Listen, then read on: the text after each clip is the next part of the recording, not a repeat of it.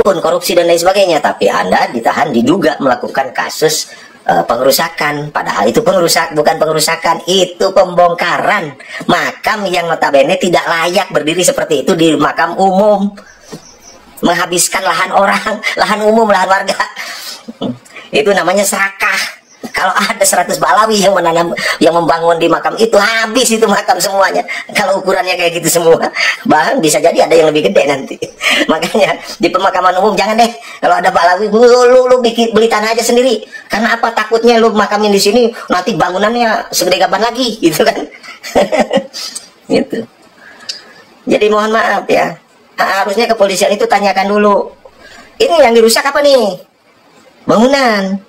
Bangunan apa? Bangunan makam. Makamnya lahannya lahan apa? Lahan umum. Oh, ya nggak bisa dong. Itu kan milik umum. Ya tapi kan rusak, bangunannya yang dirusak, bukan lahannya. Oke, bangunannya yang dirusak. Bangunannya ukuran berapa kali berapa? 10 kali 15 meter. Kemudian ada izin nggak? Nggak ada. Ya nggak bisa juga. Berarti bangunan Anda ilegal. Ada nggak perizinannya? Ada Pak. Dari mana? Dari desa. Oh iya, berarti panggil kepala desanya. Tangkap itu kepala desa. Karena diduga menyalahgunakan kewenangan. Kok seenak-enaknya aja kepala desa memberikan izin untuk mendirikan bangunan yang segitu gede di lahan umum? Kan gitu. Periksa dulu alas hukumnya. Begitu, saudara. Nah, kalau ini bisa diproses hukum seperti ini ya, bangunan ilegal, bangunan yang tidak memiliki izin, kemudian bangunan juga yang berdiri di lahan umum, dihancurkan dan bisa diproses hukum, saya akan laporkan Deddy Mulyadi. Terus terang aja, Kang Deddy itu ribuan warung-warung pinggir jalan yang berada di pinggir jalan ya, yang dihancurkan, yang digusur oleh KDM. Pertanyaannya, salah nggak KDM melakukan itu? Tidak salah, Pak. Satu, dia memiliki hak dan kewenangan untuk melakukan itu. Dia sebagai seorang gubernur. Lepaskan dia dari gubernur. Apakah bisa diproses? Tidak, Pak. Karena apa? Bangunan itu bangunan ilegal, berdiri di tanah umum. Orang lain tidak bisa memanfaatkan, hanya untuk kepentingan orang-orang si pengguna warung. Itu cuma warung, Pak. KDM itu kemarin pernah membongkar di Bogor itu tempat pariwisata, Pak, yang baru dibangun dengan menghabiskan bangunannya itu lebih daripada 30 miliar atau 50 miliar. Belum aja dipakai udah dihancurkan lagi. Apakah KDM dilaporkan dan bisa diproses? Tidak bisa, Pak. Karena apa? Yang salah lu. Kenapa lu bangun di lahan negara? Saya rugi, Pak. Ya urusan ente, mau rugi mau gimana?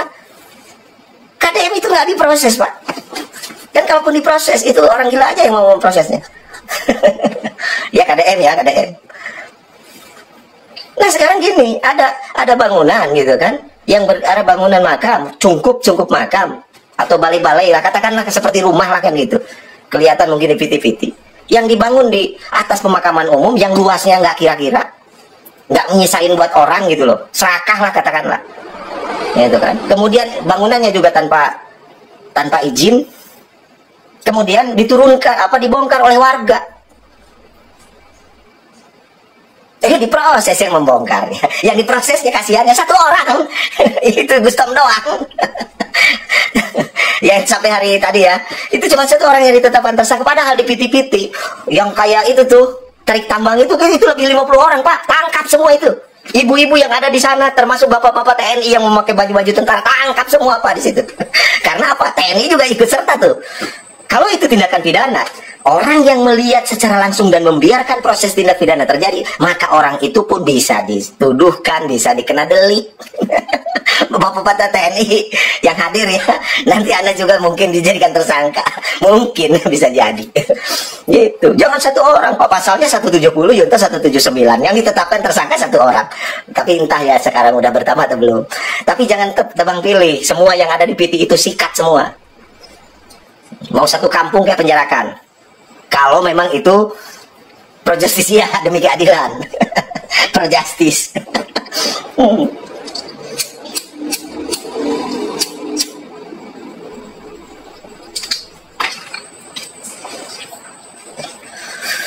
Soalnya saya takut lupa berbicara gini, takut lupa sama Bapak menanyakan tentang status hukum bangunan itu. Apakah bangunan itu berada di rumah di lahan pribadi? Jawabannya tidak, itu di lahan umum. Apakah bangunan itu juga memiliki izin? Jawabannya tidak. berarti bangunan itu ilegal yang berdiri di lahan umum, dan secara asas attitude, secara asas etika atau kepatutan itu tidak patut. Ya jangan salahkan orang kalau itu dibongkar.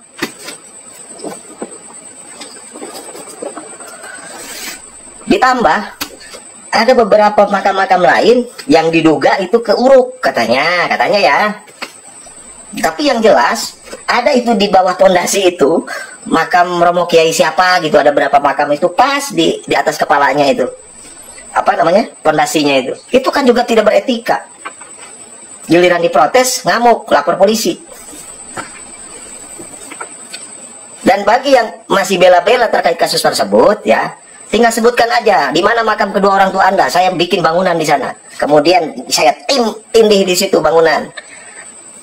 Saya mau nguburin kucing kayak mau apa ya di situ kan. Kemudian saya mau bangun itu kayak gitu. Nanti kira-kira tindakan Anda sama nggak? Terima nggak kayak gitu? Makam kedua orang tua kita misalkan, atau makam leluhur kita, nenek kita, kakek kita misalkan. Tiba-tiba gitu kan, di sampingnya itu, di pas patoknya itu ada pondasi bangunan. Kira-kira tindakan apa Anda ya gimana? Saya bongkar langsung itu bangunan. Dan gitu. Nerima nggak? Jadi tolonglah ngaji diri gitu. Ketika orang lain ngambek itu, ketika orang lain marah itu sebab akibat. Sebabnya apa? Ya kalau misalkan misalkan bangunannya ya sauprit lah gitu kan, sepasnya itu, ataupun di tempat saya itu bos di Subang ya, biar khusus di makam-makam umum itu sudah tidak ada lagi bangunan-bangunan kayak gitu itu. Udah dirobohkan semua. Kan suka ada yang misalkan dua makam dalamnya, dua makam gitu kan, suami istri gitu kan, terus dibangun kayak gubuk gitu. Itu sudah nggak ada lagi di saya. Itu semuanya sudah dihancurkan. Terkecuali kalau ada makam tokoh, itu pun tidak gede, tidak sebesar yang kayak pila kemarin yang dirobohkan. Itu besar makam itu daripada pila yang ada di sini di daerah Ciatra ya. Itu dijadikan rumah aja layak huni itu.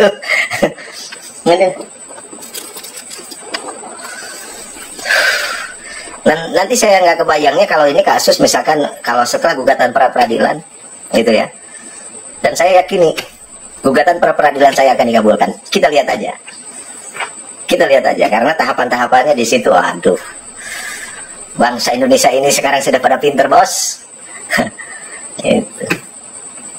Kalau gugatan pra peradilan saya dikabulkan, tenang Gusto, kita laporkan balik itu si pelapor. Tenang aja, kita lihat, kita kejar sampai kemanapun. Karena apa? Penetapan seseorang itu menjadi tersangka itu sudah merusak harga diri dan martabatnya. Tidak serta-merta loh.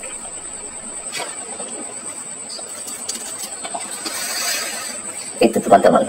Jadi sekali lagi terima kasih yang sudah hadir. Saya mengatakan ini kalau memang ini salah, saya katakan salah. Kalau ini memang benar, saya katakan benar. Jadi dalam hal ini saya tidak menutup-nutupi ya. Saya menduga, sekali lagi saya menduga pihak penyidik dalam penanganan kasus perkara tersebut, perkara pembongkaran makam yang terletak di Binongan, di Pasuruan, ini diduga ada proses-proses atau tindakan tahapan kepolisian yang tidak memenuhi syarat, diduga tidak memenuhi syarat. Dan insya Allah saya dan tim akan melakukan advokasi hukum untuk menegakkan supremasi hukum yang sedemikian rupa dipandang bagus ya. Insya Allah. Mudah-mudahan, saya minta doanya, saya dalam posisi sehat, tetap semangat, walaupun memang riak dan bintik ya, bintik-bintik yang coba memprovokasi saya, kemudian menteror itu ini dan lain sebagainya juga ada. Tapi insya Allah ada Irawan tidak akan pernah mundur sedetik pun atau mundur selangkah pun. Dalam hal ini tetap saya itu berpikiran, berprasangka bahwa penakut tidak akan memanjangkan usia, pemberani tidak akan memendekkan usia. Yang jelas urusan nyawa seseorang mutlak itu adalah urusan Allah Subhanahu wa Ta'ala, tidak bisa diganggu-gugat ya. Mungkin itu saja live dari saya yang ingin saya katakan. Insya Allah saya akan buka live terus ya, memberitakan, menginformasikan perkembangan dalam proses penanganan tindak pidana ini. Dan informasi lagi satu hal ya, bagi teman-teman yang ada dekat di wilayah Pasuruan. Kalau Anda berkenan, silakan hadir pada hari Senin ya di Polres Pasuruan. Insya Allah kita akan melakukan unjuk rasa ya, unjuk rasa atau menggelar aksi demo yang insya Allah tidak akan kurang, akan dihadiri lebih daripada 3.000 orang. Ya, kita akan sampaikan di situ mosi tidak percaya ataupun di situ ya, ini saya berkasnya sudah pegang ya, dari warga yang kemarin ikut serta di situ menuntut keadilan. Kalau memang mau ditangani, mau itu semua yang ada di situ siap untuk dijebloskan ke penjara semua. Dan itu sudah ditandatangani ya teman-teman oleh warga yang kemarin terlibat, termasuk ibu-ibu semua udah tanda tangan di situ. Ada berkasnya di saya. Jadi kalau mau ditahan jangan hanya Bustom. Bustom itu bukan orang Pasuruan. Dia hanya kambing yang dicat hitam. Kalau mau semua yang ada di situ tangkap dan semua sudah tanda tangan. Siap, Pak Polisi tinggal siapkan aja LP yang besar. Sama anak-anak juga siapkan, karena di situ juga kemarin ada anak-anak juga hadir, ada yang di bawah umur, tangkap juga ya. Oke, sekali lagi terima kasih ya teman-teman.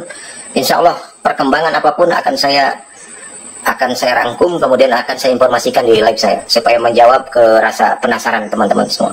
Dan sekali lagi saya minta doa dan dukungannya, semoga apa yang saya lakukan tidak terkontaminasi, tetap semangat, tetap dalam perlindungan Allah, dan tujuan saya cuma satu, yaitu menegakkan keadilan ya kepada pihak penyidik. Kita buktikan nanti judik vaksin dari pengadilan, Pak. Apakah langkah dan tahapan ataupun prosedur dalam penanganan perkara tersebut sudah memenuhi syarat ataupun tidak. Kita lihat hukum acara pidananya, apakah Bapak sudah benar melakukan tindakan-tindakan yang Bapak ambil kebijakan tersebut, dalam mengambil langkah dalam kebijakan tersebut, atau salah. Kita lihat nanti buktikan. Tapi mohon maaf Bapak, sepengetahuan saya, menurut kacamata yuridis saya, tidak bisa proses hukum itu, proses pidana itu, penetapan seseorang menjadi tersangka sebelum diperiksa, itu satu. Yang kedua, bagaimana pasca laporan itu tidak dilakukan penyelidikan dulu. Ini tipe B Pak yang dilaporkan, bukan tipe C Pak, bukan tertangkap tangan Pak. Ini tipe B. Harusnya Bapak keluarkan dulu SP lidik. Tapi sementara ketika saya periksa di berkas apapun yang saya terima hari ini, tidak ada di situ Bapak mencantumkan surat perintah penyelidikan, tidak ada. Langsung SP dik, yaitu penyidikan. Dan status penyidikan ini otomatis statusnya sudah naik. Sudah ada tersangkanya. Sudah melalui proses gelar perkara. Yang akan saya tanyakan nanti, warkah gelar perkaranya siapin Pak. Laporan tanggal 1, tanggal 2 sudah penetapan tersangka atau penyidikan. Bapak siapin aja nanti di pengadilan, buktikan betul nggak Bapak melaksanakan gelar perkara atau tidak dalam menentukan perkara ini, sehingga langsung naik ke posisi penyidikan. Kita buktikan aja nanti. Dan saksi ahli mata, saksi ahlinya siapa dan lain sebagainya nanti juga Bapak hadirkan di pengadilan ya. Kita lihat, karena dalam gelar perkara ini juga wajib melibatkan saksi ahli. Saksi ahlinya nanti siapa? Kita ambil sumpah saksi itu, hal itu hadir dalam gelar perkara tersebut atau tidak. Berani nggak nanti saksi ahli bersaksi bahwa dia itu benar menyaksikan gelar perkara dan ikut prosesi gelar perkara dalam perkara ini? Insya Allah kita akan tempuh. Tapi saya tidak mengurangi rasa hormat kepada penyidik yang hari ini sudah mengambil suatu langkah, tindakan, kebijakan sesuai dengan tugas pokok dan fungsinya. Akan tetapi saya hanya mengingatkan sama Bapak, ya, jangan lupakan rule on the game, ya, jangan keluar dari rel. Semuanya harus ada aturan mainnya. Kalau memang Bapak ingin menegakkan supremasi hukum atau katakanlah pro justisia atau pro justice demi keadilan, tolong tegakkan hukum seadil-adilnya sesuai dengan prosedur yang ada. Ya. Mungkin Bapak lupa, tadi saya pihak kepolisian mungkin lupa ya menanyakan apakah makam itu didirikan di di lahan pribadi atau lahan umum, itu mungkin lupa ditanyakan gitu. Kemudian apakah itu sudah layak bangunan tersebut didirikan sebesar itu di makam umum? Apakah bangunan tersebut ada izin gitu? Kalau IMB ya nggak mungkin, minimal izin dari desa. Nah kalaupun ada izin dari desa, bangunan itu tangkap itu kepala desa. Karena tidak seharusnya kepala desa membiarkan bangunan sebesar itu didirikan di lahan umum, di pemakaman umum, ya habis dong. Ada 100 orang Balawi di situ, Habib di situ bikin makam, selesai itu semuanya habis. Tergusur semua. 100 orang kali misalnya 10 meter kali 10 meter persegi aja udah berapa meter itu? Udah 100 meter persegi. Kalau ada 100 orang bayangkan. 1 hektar itu habis sama 100 Balawi di situ. Makanya teman-teman, kalau di saya untungnya alhamdulillah nggak ada Habib, nggak ada Balawi. Jadi nggak ada yang apa yang rakus ke tanah. Aduh. Alhamdulillah lah, orang Subang itu nggak ada Balawi. Kalau ada Balawi tanah di sini pemakam bisa habis juga mungkin ya. Aduh, yang begitu. Jadi sekali lagi teman-teman, saya kenapa membawa tema ini karena memang banyak juga teman-teman ya yang nanyakan melalui telepon gitu, melalui WA ke saya. Ini sekalian saya klarifikasi langsung ya seperti ini. Jadi tahapan demi tahapan tadi saya udah gambarkan. Artinya ini saya salut juga terhadap pihak penyidik yang menangani perkara ini, perkara Pasuruan ini, perkara pembongkaran makam ini, karena dalam waktu yang sangat itu sesuai dengan apa ya? Proklamasi, mungkin ada kata-kata dilaksanakan dalam tempo dan waktu yang sesingkat-singkatnya. Ini sesuai dengan proklamasi. Tanggal 1 dilaporkan, tanggal 2 udah ada tersangka. Udah ada penyidikan. Ada statusnya, mantap. 1 kali 24 jam. One day. Wih, mantap. Sigap. Salut saya. Berarti 1 kali 24 jam kerjanya itu. Trak. Sah. Tanpa harus lead. Kita dik aja, kan itu mantap luar biasa, bapak. Tapi mudah-mudahan ya, saya juga sempat komunikasi melalui telepon dengan penyidiknya bahwa saya minta melalui lawyer, karena kebetulan Gustaf ini dampingi 3 lawyer ya, 2 perempuan 1 laki-laki. Kata saya tolong mintakan SPDP dari kejaksaan. Itu SPDP saja teman-teman. Itu baru dibuat, baru dimohonkan surat perintah dimulainya penyidikan itu dari kejaksaan, baru diusulkan. Bayangkan.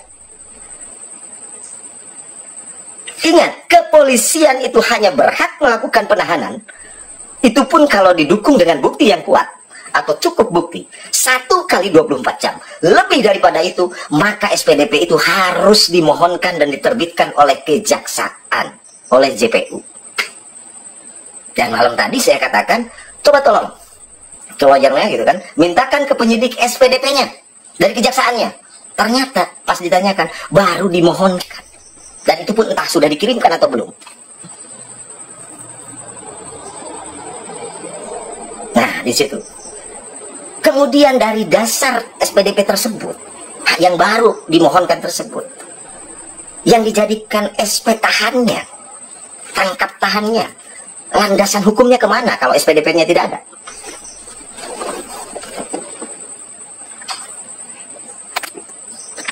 Landasan hukumnya kemana?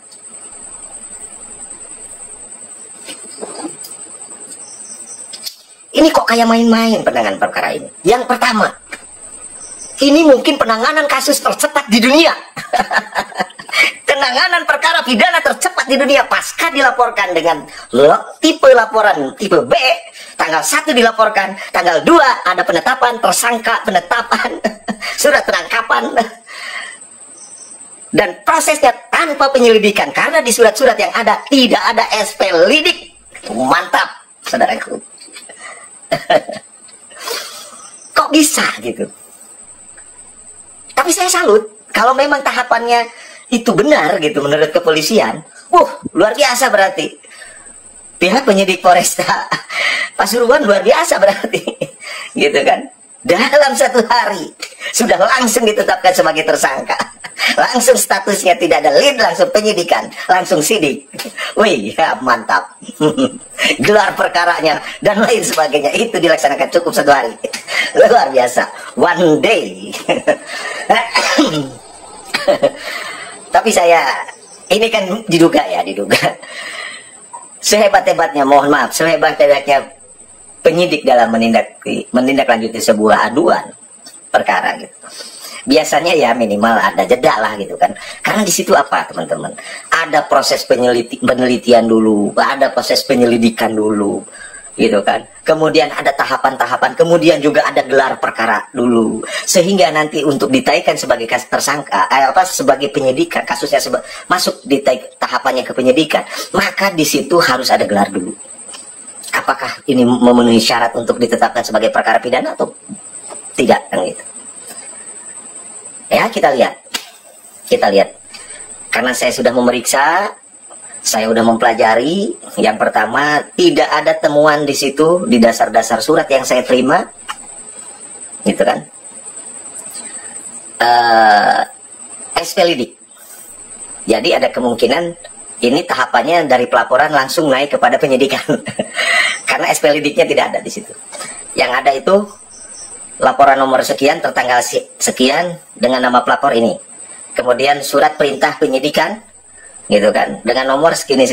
Lah, ini kapan dilidiknya, kan gitu. Ya wallahu alam, apakah kalau memang itu versi kepolisian merasa benar, ya silahkan. Tapi ingat ya teman-teman, insya Allah dalam perkara ini saya tujuannya hanya ingin meluruskan. Yang pertama, kalau memang itu masuk kategori pidana, ya tolong disidik ataupun ditangani ataupun ditindaklanjuti secara profesional. Jangan mengindahkan intervensi orang lain. Artinya, gunakan tugas pokok fungsi Anda sebagai polisi yang jujur, sebagai polisi yang baik, dan insya Allah kebenaran itu tidak akan tergantikan dengan kesalahan. Ya, benar katakan benar, salah katakan salah. Dan terus terang saja, untuk sementara, setelah saya kaji, setelah saya teliti dari berkas-berkas yang saya terima, saya diduga bahwa proses dalam penetapan status tersangka Saudara Muhammad alias Gustom atau Layout itu diduga melanggar prosedur penanganan perkara atau melanggar SOP. Insya Allah, Bapak penyidik, benar dan salah, saya tidak akan tinggal diam. Kami dengan tim akan melakukan upaya hukum, yaitu gugatan pra peradilan. Insya Allah kita akan lakukan, teman-teman. Di sini saya bukan ingin mengintervensi dan lain sebagainya, tidak. Artinya kalau memang Muhammad atau Layout ini bersalah, ya dia wajar menerima konsekuensi atas tindakannya. Akan tetapi terlepas dari saudara Gustom ini bersalah atau tidak, tapi tolong prosesnya ini loh, gitu kan. Proses dalam penanganannya jangan kelihatan seperti ada tendensi pribadi.